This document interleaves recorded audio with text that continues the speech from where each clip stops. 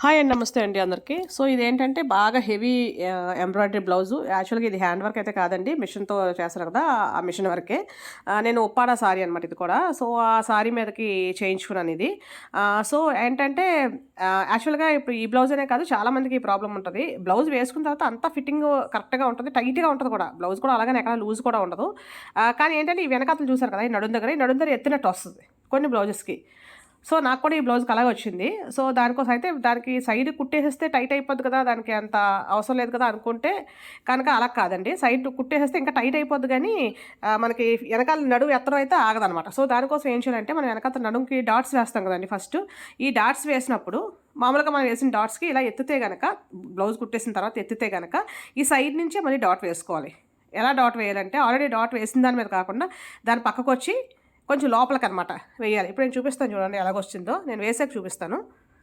So, ఇది నేను వేసిన ఫస్ట్ డాట్ అనమాట ఇది.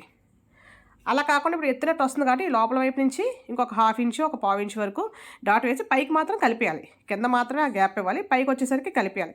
సో, అలా వేసేస్తే మనకు ఆల్రెడీ నడుము పైకెత్తితే సో, ఫిట్టింగ్ ఉంది కానీ నడుము పైకెత్తితే అనమాట. సో, చూసారు కదా! అయిపోయిన తర్వాత ఏసుకుంటే మాత్రం చాలా అంటే చాలా బాగొచ్చింది. ఇంకా పై నడుము కూడా ఎత్తలేదనమాట. థ్యాంక్ యూ అండి.